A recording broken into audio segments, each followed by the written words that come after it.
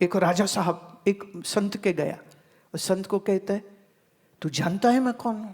मुझको ताव दे के, तू जानता है मैं कौन हूं? महात्मा ने कोई जवाब नहीं दिया। फिर बोला, तुझे पहचान है मेरी, मैं कौन हूं? मेरा मुकुट मुझे देख रहा है, मेरी सेना देख रहा है, तुझे पता है मैं कौन हूं? मैं बहुत शक्तिशाली राजा हूं। संत ने कहा, अच्छा एक बात मुझे बताओ, तुम्हें बहुत प्यास लगी हो तो अपने खजाने को चाट के प्यास बुझा लेगा? नहीं। बोले घोड़े सेना इनको देख के प्यास बुझा लेगा? बोले नहीं। बोले क्या चाहिए?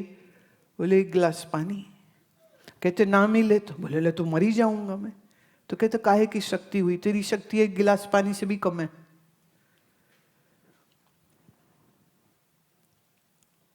राजा कहते ये क्या आप बात बोल रहे हैं, ऐसे कैसे? कहते चल अब दूसरी बात सुन। तूने वो एक गिलास पानी पी लिया पर अब वो शरीर से बाहर नहीं निकल रहा, नो यूरिनेशन। ये तकलीफ दे बात होगी कि नहीं? If your urine doesn't pass from the body, if the bladder is full, then it will give you so many infections and so much pain that this urine alone can create so strong septicemia that it can give pressure onto the kidney and can even fail the kidney. तो अगर एक गिलास पानी ना मिले तो प्यास नहीं बुझती, और अंदर चला गया पानी अब बाहर ना निकले तो मर जाओगे तुम। बोले क्या ताकत है तेरी? किस ताकत की तू बात कर रहा है? तो the ability to urinate, the ability to have a bowel movement, the ability to speak, the ability to do things with your hand, ability to walk with your feet, these are 5 senses of action. So 5 senses of action and 5 of knowledge and then 5 prana. The prana subject is little complicated and lengthy, so I would suggest there is one of my book, Yoga for Health and Healing. I have explained in that. There is another book, Know Thyself. Please read that. I have given a very detailed commentary on what these 5 pranas are, with which this whole system is functioning. Man, buddhi, chitta or ahankar. Mind, intellect, subconscious and ego. So this all together forms your subtle body. How many elements? 19. How many? How many? 19 elements. Then there is your third body, that is called causal body, Karana Sharir.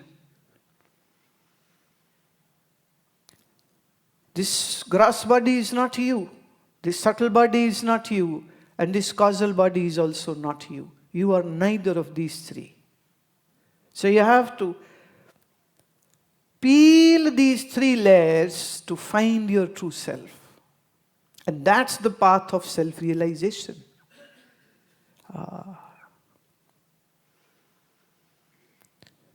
One time a very nice, sweet Sikh gentleman said, but our Gurbani doesn't talk about these things. I said, who says that?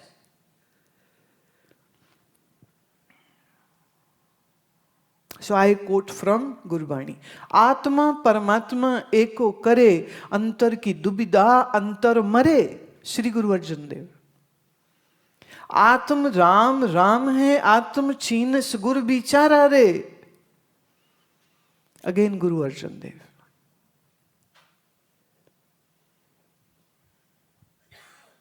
It is there, right there. But you have to have those eyes to find it. You have to have that understanding to know that. Wow. Sukhmani साहब, अविनाशी सुख आपन आसन, तह जन्म मरण कहो कहा विनाशन. जब तुम अपने अविनाशी आसन पर बैठोगे तब ना जन्म होगा, ना तुम्हारा विनाश कभी होगा, ना भटकोगे कभी. आत्मज्ञान की बात क्या नहीं कर रहे? श्री गुरु गोविंद सिंह महाराज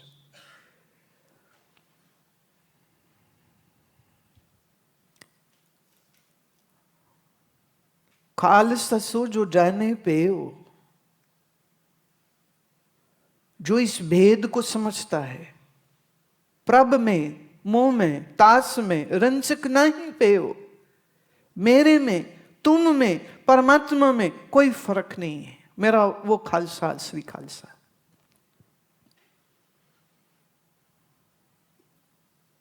कौन कहता है कि वाणी में आत्मज्ञान की बात नहीं है?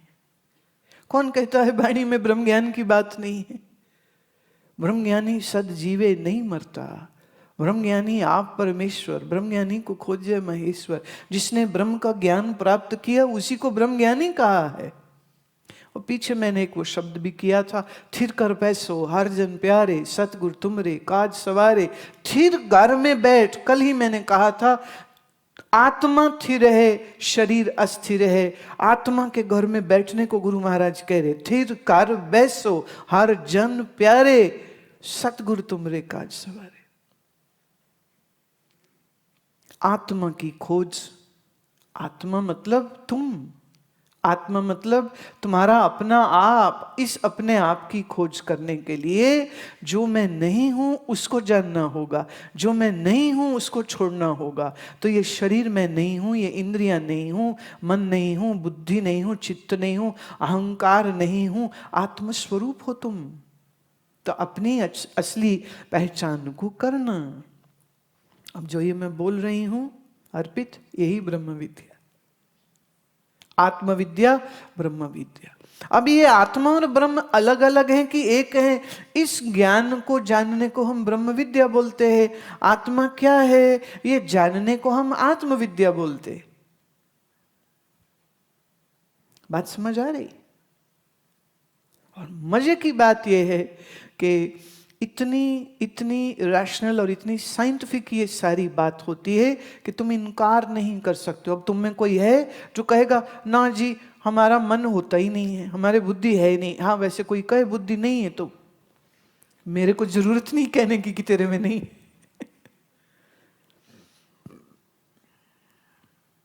एक चीज और जोड़ती हूं, आप जो भी हैं, क्या आपको सुख प्राप्ति की इच्छा है या नहीं? बोलो, है कोई यहां पर जो कहे मुझे आनंद नहीं चाहिए? है कोई यहां पर जो ये कहे कि मुझे दुखों से छुटकारा नहीं चाहिए? सबको चाहिए, पर कैसे होगा ये मालूम नहीं। इसलिए कभी रेस्टोरेंट में जाके अच्छा खाना खा, मजा आ गया, स्वाद आ गया, फिर थोड़ी देर में खाया पिया पच जाता है, फिर से भूख लग जाती, फिर भागता, अच्छा अब क्या खाएं, घर का खाना, स्वाद नहीं आया, फिर वहां गया, अरे यहाँ स्वाद आ गया। वो सारा टाइम स्वाद ढूंढता रहता है। स्वाद कह रहे ऐसे पत्नी जी खाना बनाएंगी, स्वाद आवे ना आवे, स्वाद पाओ, स्वाद आएगा। तो पति ने कहा कि आज खाना किसने बनाया? बोली मैंने। कितनी स्वाद है? पति ने खाया तो मतलब दाल, कच्ची रोटी, सड़ी। बोले क्या स्वाद है? बोले स्वाद से ही तो बनाया। तो कैसे कहते हो स्वाद नहीं? पर स्वाद का बना मसाला से चीज स्वाद नहीं होगी। जब उसकी सही तरीके से कुकिंग होगी, सही तरीके से बनाएगा तो वो चीज अपने आप स्वाद आ जाएगी। और सच बात तो ये है, प्यार से खिलाओगे तो कैसी भी होगी स्वाद लगेगी। और अगर प्यार से नहीं बने, सोचो आप किसी के घर जाओ और पूरा बुफे लगा हुआ है, 50 डिशेस पड़ी है और आपके मुंह में पानी आ गया, सो गुड, एक पूरी लाइन लगी, 10-15 डिजर्ट्स हैं, 10-15 सैलड है, 10-15 सूप है, मेन कोर्स में बहुत कुछ है, सारा कुछ पड़ा। आप देख रहे हो क्या है क्या है क्या है क्या है। इतने में आपका होस्ट आया, आ गए हो, खा लो। खा नहीं तो आए हो तुम।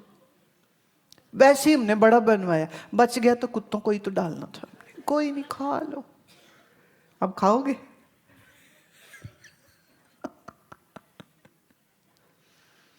स्वाद काहे से आता है? श्री राम को भीलनी ने प्यार से झूठे बेर खिलाए थे, उनको स्वाद आया था। भाई लालों ने प्यार से गुरु नानक को सूखी रोटी खिलाई थी, उनको स्वाद आया था। प्यार से बिदर जी ने भोजन कराया कृष्ण को जिस साग में नमक नहीं था, और कृष्ण कहते हैं कि बैकुंठ के भोजन में भी वो रस नहीं है विद्रानी जो तेरे इस अलूने साग में है। तो स्वाद कहाँ होता है? प्यार में होता है।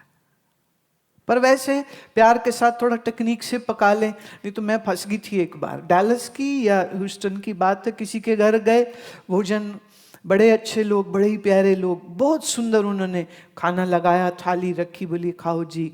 वो मेरे सिर में ही खड़ी, खाओ, ये मैं ये बनाया, ये बनाया, ये बनाया, बहुत प्यार से बनाया। मैं देख रही हूँ उसको, मुझे घी तेल बहुत ज़्यादा लग रहा था। मैं हाँ हाँ हाँ बहुत अच्छा बहुत अच्छा।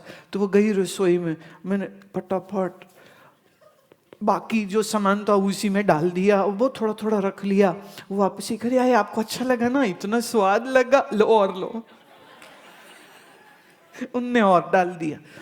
फिर मैंने अपने साथियों को एक रोटी पे साग डाला, पास किया, एक को दाल डाली, पास किया, और ऊपर से उनके पति देव आ गए, स्वाद लगा ना? मेरी पत्नी बहुत अच्छा बना थी। मैं हाँ बिल्कुल बेटे, तेरी हाँ में हाँ तो मिलानी पड़ेगी, नहीं तो तुझे ही जूते पड़ जाएंगे। बहुत अच्छा, बहुत स्वाद है। स्वाद के साथ टेक्निक भी तो होना चाहिए ना।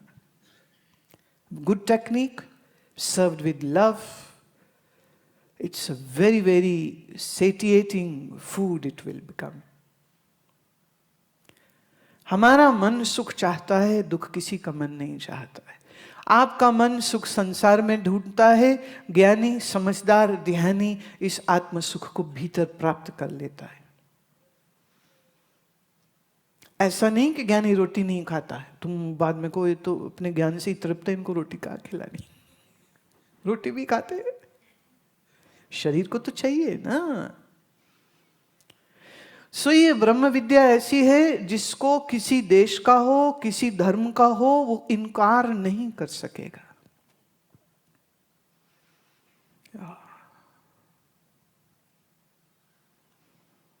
सुरिंदर जी, after listening 700 shlokas, Arjuna agreed to kill all the non-dharmic people. What about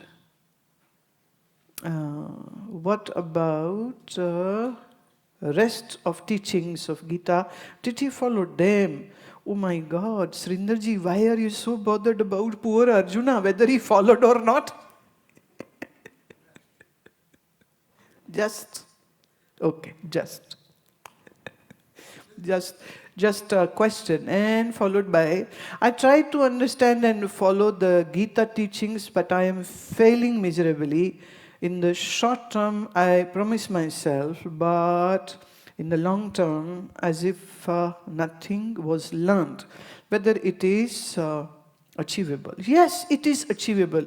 The only problem is, Surindarji, that the need to learn the message of Gita is great, but you have to create the right ambience in the mind too. कैसे? कैसे?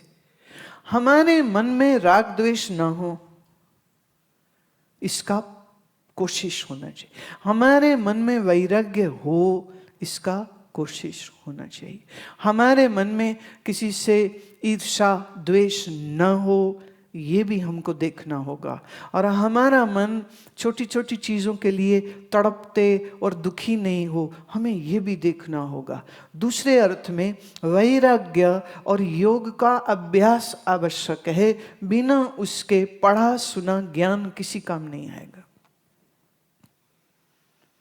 वो ऐसे हो जाता है, हमारे संत लोग एक कहानी कहते थे। एक जंगल में बड़े तोते थे। वो जंगल में क्या हुआ, तोता पकड़ने वाले लोग आ गए, तो वो जाल बिछाएं, तोते पकड़ के ले जाएं। तो बच्चे माँ बाप से बिछड़ जाएं, तोता तोती अलग हो जाएं। फिर कुछ सयाने तोतों ने एक सभा बैठाई और उन्होंने कहा, भैया अब ना सबको सिखाना पड़ेगा, सब बच्चों को, बड़ों को, बूढ़ों को, जवानों को। क्या? तो उन्होंने एक गीत बनाया। गीत क्या बनाया? जाली आएगा, जाल बिछाएगा, दाना पाएगा, मत चुगियो मत चुगियो। क्योंकि दाना चुगने जाता है तोता फंस जाता है। तो ये क्लास लगती थी रोज जंगल में, सुबह सुबह, जैसे हमारी लग रही ना अभी 11 बजे क्लास, इनकी भी लगी। तो क्लास में जो हेडमास्टर तोता जी हैं वो बोले, पीछे सारे रिपीट करे, तुम भी करो ना, जाली आएगा, जाल बिछाएगा, दाना पाएगा, मत चुगियो मत चुगियो। फिर वो शिकारी आए, तो क्या देख रहे, हर पेड़ पे बैठे तोते यही गाना गा रहे, जाली आएगा, जाल बिछाएगा। वो तो सोच में पड़ गए, बोले ले अब तो कोई फायदा ही नहीं, तो सारे ज्ञानी हो गए, अब क्या करें। एक ने कहा चलो जाल बिछा, हो सकता कोई पाठ भूल गया हो, नहीं सबको याद थोड़ी रहते, चलो कोई नहीं। तो उन्होंने जाल बिछाया, दाना डाला, चुपचाप एक किनारे बैठ गए। पर उनकी हैरानी और उनकी हंसी न बंद हुआ ये, सब तोते एक एक करके आए, गाना सब गा रहे, जाली आएगा, जाल बिछाएगा, दाना पाएगा, मत चुगियो मत चुगियो, और फंस भी रहे, हाँ चुग भी रहे, फंस भी रहे। शिकारी कहते भाई ये कच्चे ज्ञानी है ये सारे।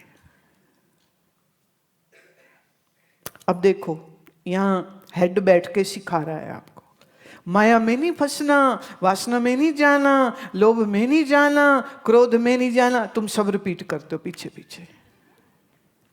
फिर जब संसार का जाल पड़ता है ना सामने, हैं, तो मैं कह रही हूं मत चुगियो मत चुगियो, पर फिर भी चुग जाते हो। क्रोध नहीं करेंगे फिर कर लेते हो, लालच नहीं करेंगे फिर कर लेते हो, लड़ाई नहीं करेंगे फिर कर लेते हो, गाली नहीं देंगे फिर दे लेते हो। मेरे एक दोस्त थे स्वामी जितात्मानंद, यूपी के, तो वो उन्होंने ये बात बताई। कहते हमारे एक गुरु भाई थे, एक स्वामी जी, तो वो गांव के थे, तो उनको ना गाली देने की बड़ी आदत, बात बात पे गाली देते, जैसे पंजाबी नहीं दे लेते ऐसे यूपी वाले भी देते, बात बात पे गाली देते। अब वो हो गए सन्यासी, साधु बन गए, पर गाली देने की आदत नहीं गई, वो फिर भी गाली देवे। तो एक दिन दूसरे कुछ ब्रह्मचारी, कुछ और भगत लोग आके तो उनके गुरु जी को कहते, देखिए गुरु महाराज ये गाली निकालते हैं हमको। अरे बुलाओ बुलाओ। उन्होंने कहा तेरी शिकायत आई, तू गाली निकालता है, साधु होके गाली निकालता है। बोले गुरु जी किस ससुरे ने बोला हम गाली निकालते। सब कहते देखो। बोले क्या देखो, क्या देखो, कौन बोला ये, कौन कुत्ता भूकत गया।